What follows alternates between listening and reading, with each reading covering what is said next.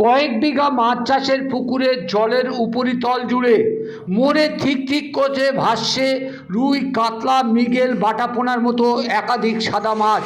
রবিবার সাত সকালে এমন দৃশ্য দেখে হতবাক গ্রামবাসী। আর্থিক ক্ষতি রুখতে মরা পচা মাছ চোখে জল ঝরা চোখে অ্যালুমিনিয়ামের হাঁড়ি, ঝুড়ি, প্লাস্টিকের ক্যারেটে করে পুকুর থেকে তুলে পাড়ে থাকা কলা বাগানে ছুঁড়ে ফেলে দিচ্ছেন মৎস্য চাষি। একজন মৎস্য চাষির উপর এ কেমন শত্রুতা! রাতের অন্ধকারে মাছ চাষের পুকুরে বিষ দিয়ে লক্ষাধিক টাকার মাছ নষ্ট করে দিতে হলো। হ্যাঁ, হাড়োয়া থানার পিয়ারা গ্রামে মৎস্য চাষি তৌফিক শেখের সঙ্গে যে নক্ষরজনক ঘটনাটি ঘটেছে শনিবার রাতে, তা নিয়ে ঘৃণা ও ক্ষোভ জন্মেছে অভিযুক্তর বিরুদ্ধে।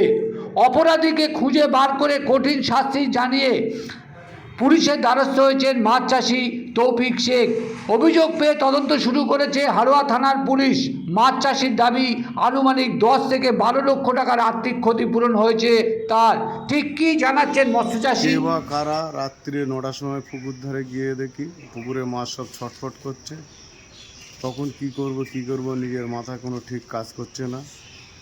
এবার আস্তে আস্তে ছটফট করতে করতে মাছ সব মরা শুরু করেছে। সারা রাত ধরে সেই সব মাছ তুলে তুলে বিক্রি করার মতন না, বাজারে নিয়ে যাওয়ার মতন না। বহুত কষ্ট করে মাছগুলো তৈরি করেছি, সবে বিক্রি শুরু হবে, এই টাইমে অ্যাক্সিডেন্টটা ঘটে গেল। কে বা কারা রাত্রে অন্ধকারে পয়জনটা দিয়েছে, বিষ দিয়েছে। আমি প্রশাসনের কাছে, রাত্রি প্রশাসন এসেছিল, এসে দেখে গেল, দেখে ওরা ডায়েরি করে নিল। সকালবেলা সমস্ত মাছ তুলে কলা বাগানে এদিকে ওদিকে ফেলে দিলাম, খালে ফেলে দিলাম, গাঙে ফেলে দিলাম। দেওয়ার পরে আমি এখন বহুত কষ্ট করে মাছগুলো চাষ করেছি, করে এখন আমি পুরো নিঃস্ব হয়ে গেছি। জানি না আমি এখন কি করব।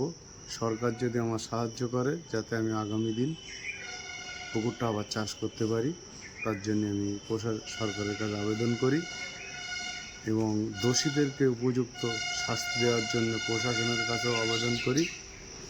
আমি পুনরায় যেন পুকুরটা আবার চাষ করতে পারি। আমার নাম তৌফিক শেখ, বাড়ি পিয়ারা।